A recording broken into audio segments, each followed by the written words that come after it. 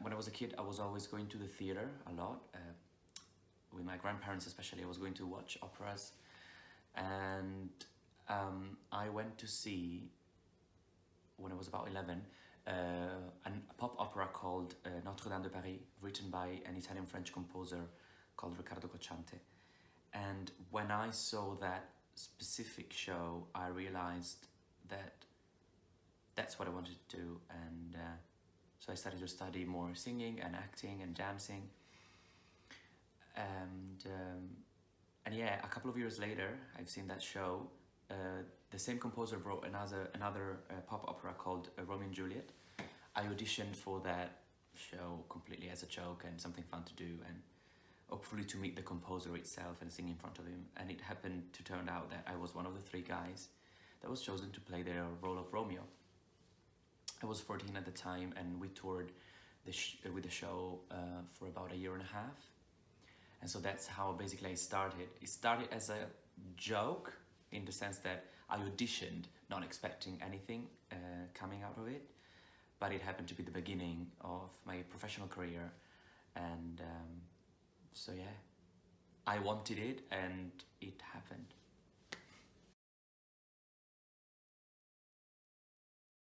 I would say no, not really. I was always, and I am, a really lucky person. My family, all of my family, from my parents to my brother to my grandparents to my aunties and uncles and my cousins, they've always been really enthusiastic and supportive of my career and interested, as well. It's good to see that your family is interested in knowing what you're doing, how does it work, because no one in my family is in the industry. So probably was really scary at first, even especially for my parents, when I started to leave at 14 for the tours and everything. But they've always trusted me with a trust that I wouldn't know if I would give myself. And I'm really grateful for that, because it made things so much easier. Like knowing that your parents could bring you to any audition, or go and bring you to any airport to fly out and come back home. And yes, I'm really lucky. My classmates were awesome. I really loved them. But the thing is, we didn't really had the time to build relationships as well, because I was not there most of the time. But it was not difficult. Of course, there was the occasional bullying thing. I was a guy doing theater, so everyone gets bullied when you do theater, and you're about 14, 15 until 18, 19.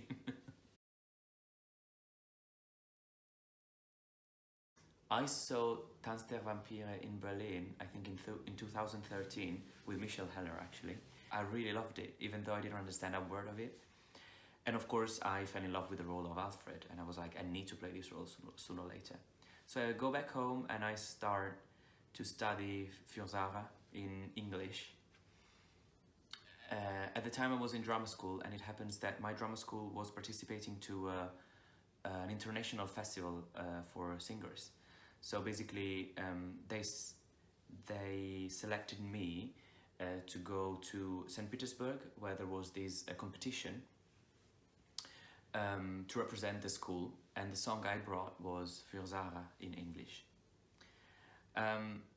So this video goes on YouTube, and the French production of Vampires, this was something that was revealed to me later on, they see this video on internet. I don't know how, I don't really understood how.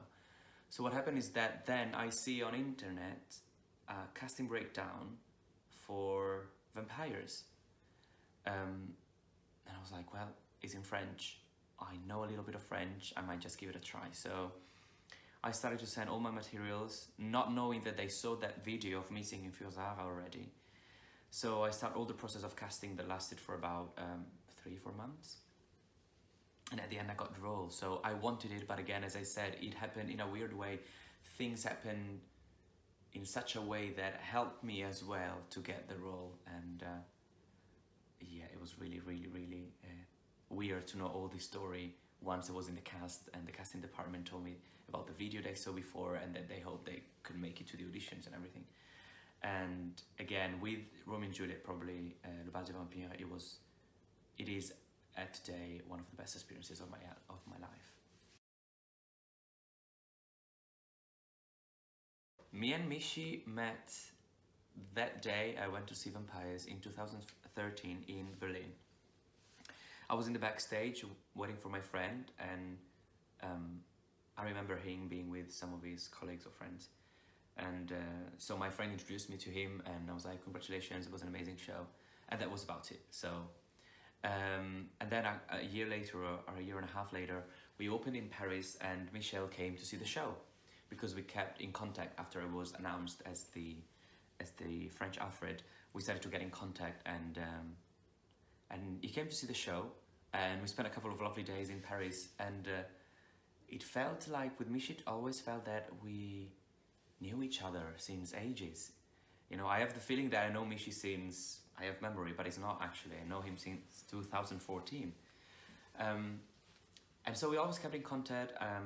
He was doing a show while I was still in Paris doing Vampires, so I flew to Berlin, and I did like a couple of songs, but it was his own concert. And after that one, we thought to do something together in which I could be involved more. So he came up with this idea of doing a duo concert, and basically that's it. It came out spontaneously, let's say, from the previous experience where I just sang a couple of songs in one of his concerts, and because we love to work together, and we think we blend our voices, especially we blend so well together. And I just love working with Michi. It's always fun. It's always the best what you can expect from this job.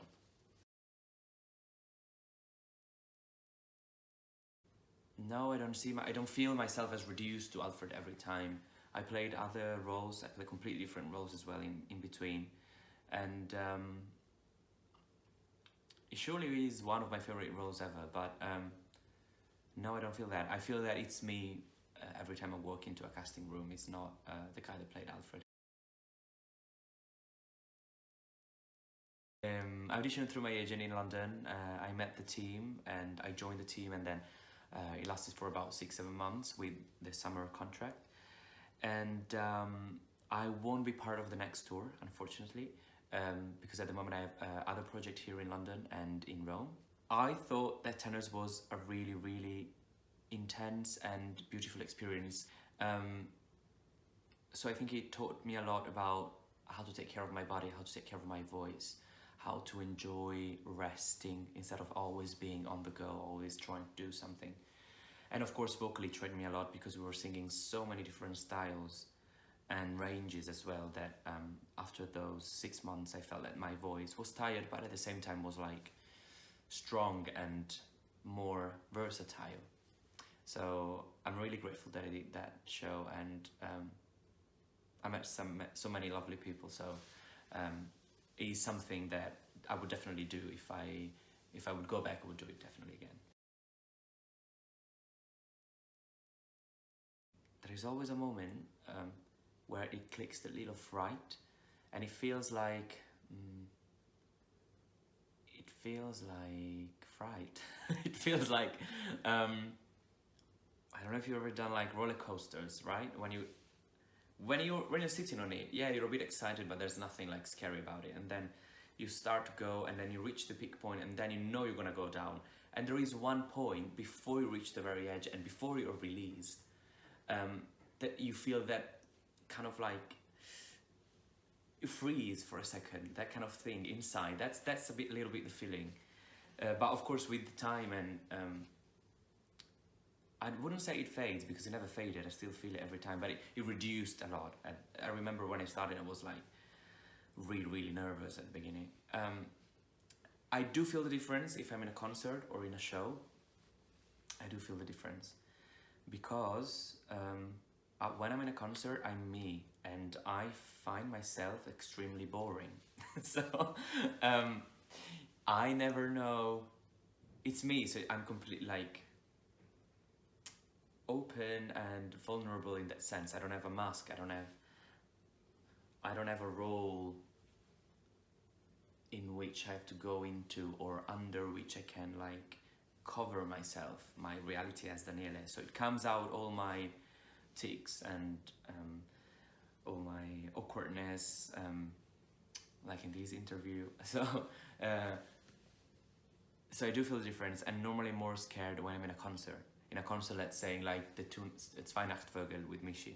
Tenors, even though it was a concert, I still felt there was a role to play. So it's different, but I don't have any superstitions. I just try to do warm up. I try to meditate for like at least 5 minutes, if I have the time, if the situation allows it.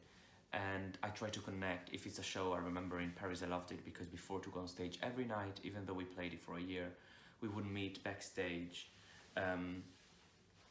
shake hands, looking at each other, and connecting before the show started. And I love that. I love to feel the connection between all of the people that are on stage and backstage to create the illusion that is happening in the theater later.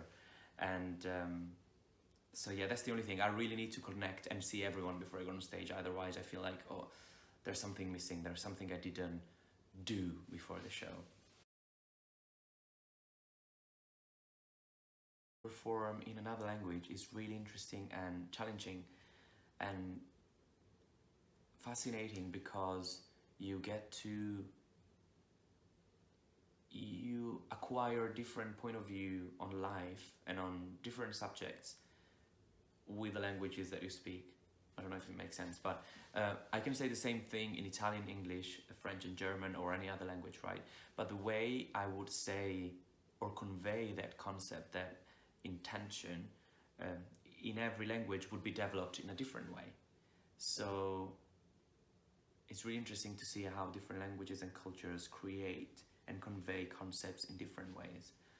And also sometimes it takes off the actors have always this thing of, oh, how I'm going to say this, it's how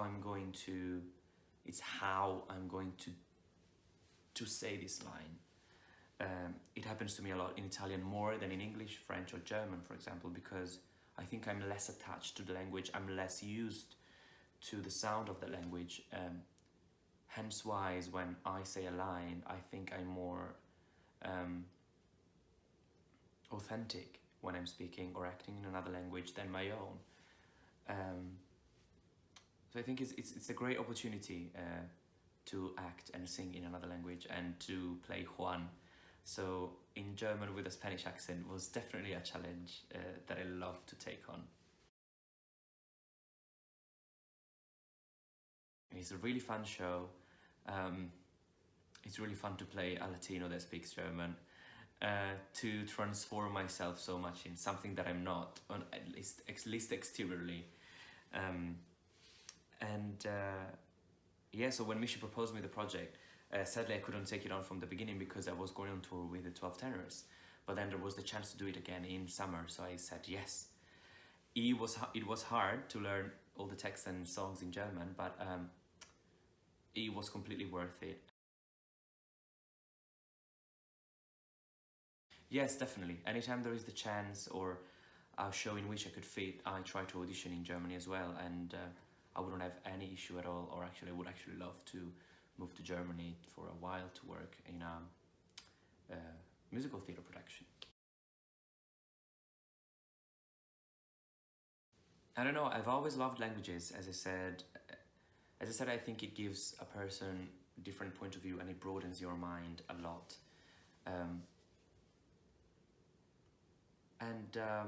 Yes, I speak English and French, and I'm trying to learn German, even though it's really hard. And I don't know, it just happened though. Like I studied French when I was at school because I had to choose a second language.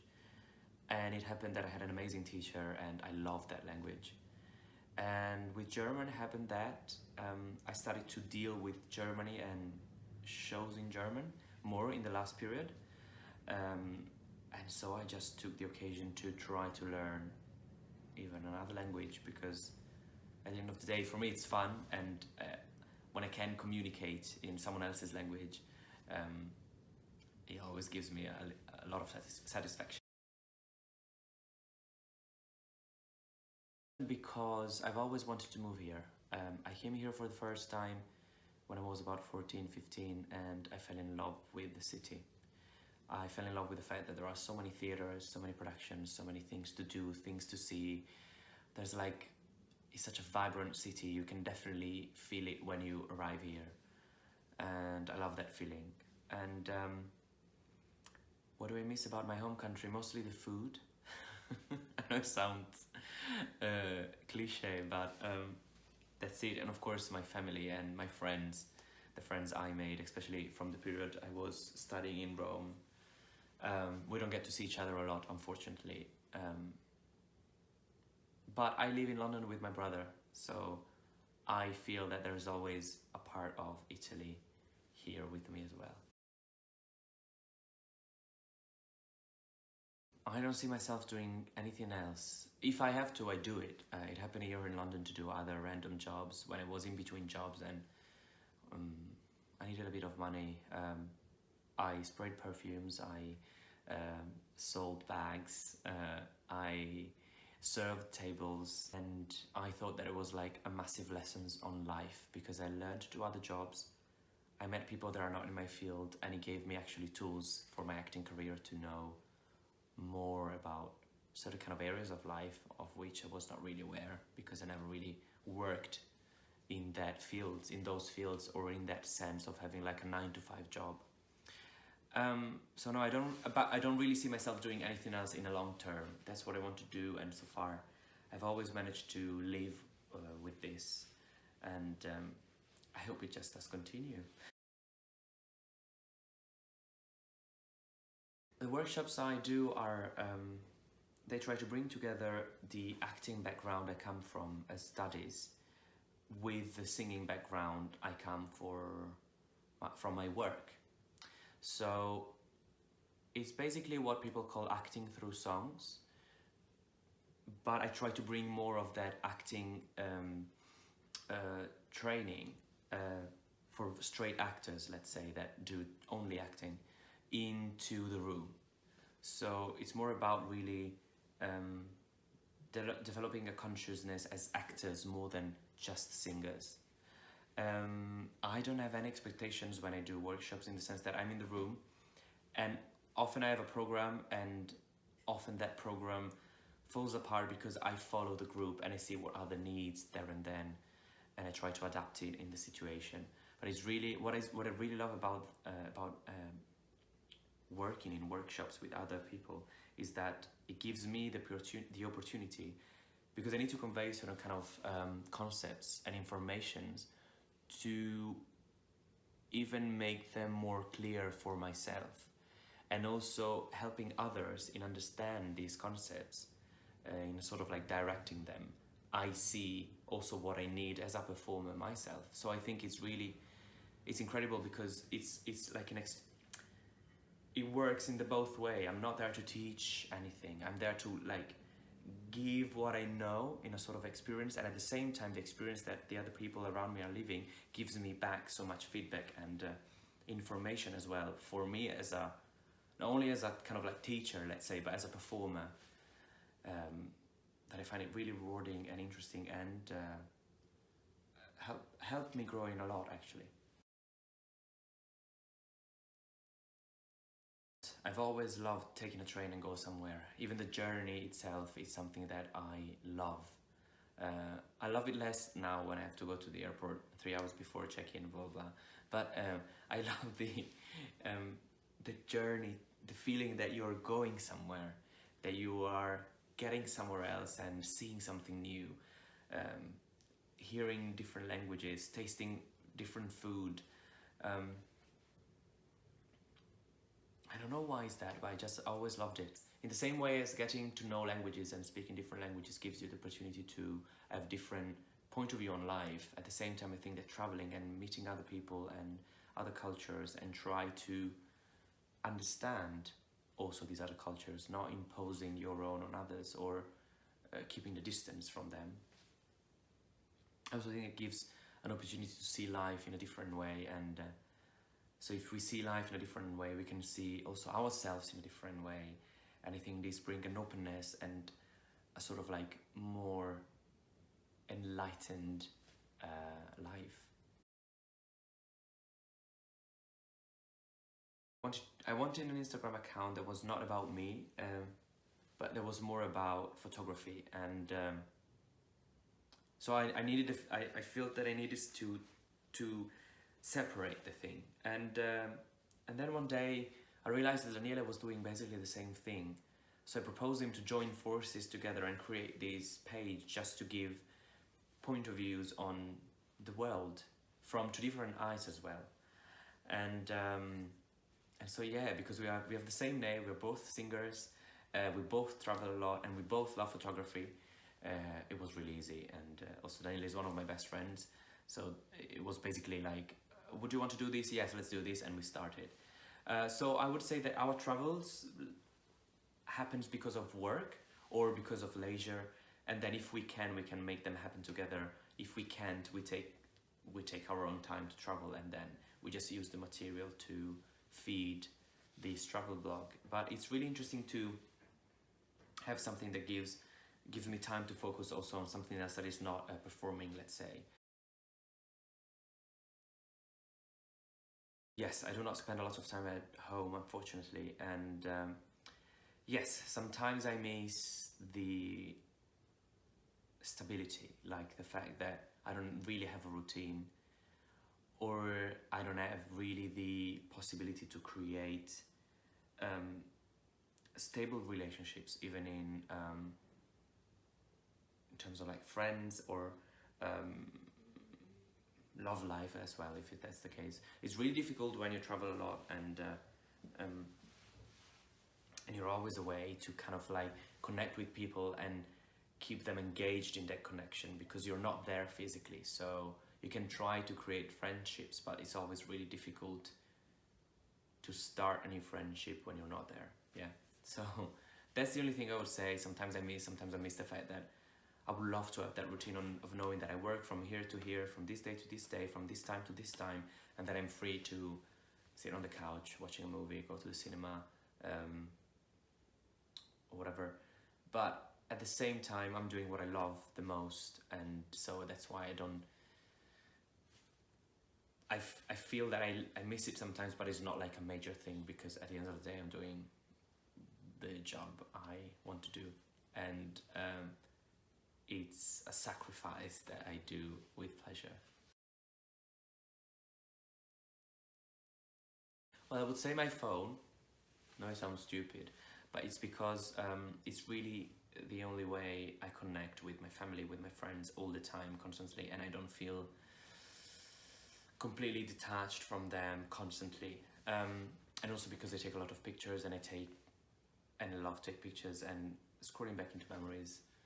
So if it was probably a few years ago, I would say pen and paper and a camera, but now we can do everything with one tool. So I would say my phone for that reason. And books. I love to read a lot, so I have a Kindle now. That was probably the best thing I was gifted with. And I put inside a lot of books, and I try to read as much as I can. I always love to read, and it brings me always in a different world for imagination. And yeah, I would say books and phone. Third thing, perfume, always. To leave for someone and something meaning like work or an experience or anything that gives you the opportunity to feel good with yourself. So laugh in the sense that feel good and feel that you belong and feel that you have a place.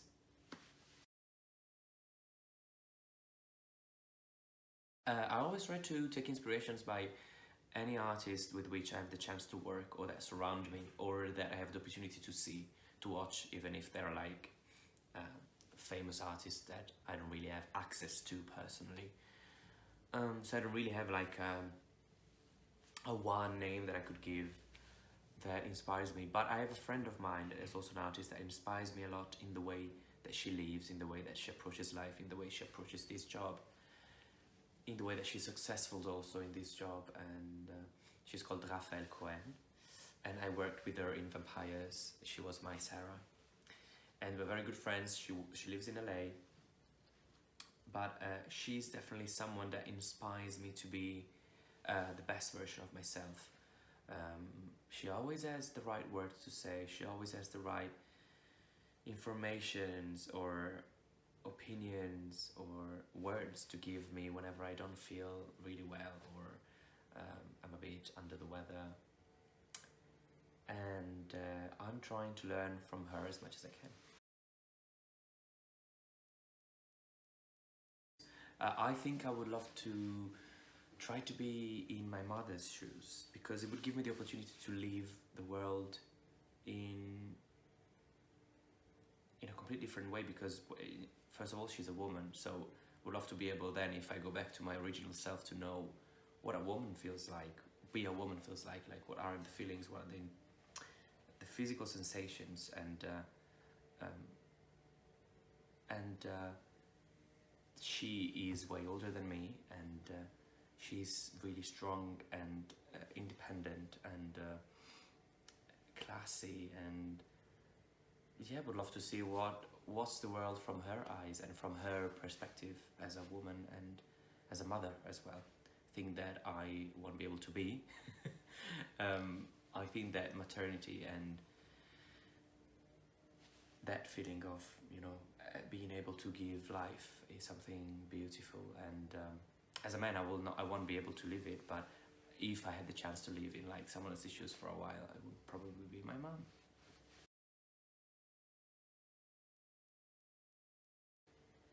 Friends and family makes me extremely happy. When I'm around them, I am, yeah, I'm the best version of myself, really, I think, I hope. And I love sharing my life and their life, sharing moments together, doing things together. Is like this feeling of sharing things with someone is something that I really, really love. And food makes me really happy. I'm a real foodie, so I love the sensation of preparing food, even like, and tasting it and feel the flavors, and it's a whole sensation thing for me. And yeah, that's basically it. Give me food, give me good company, and I'm super happy.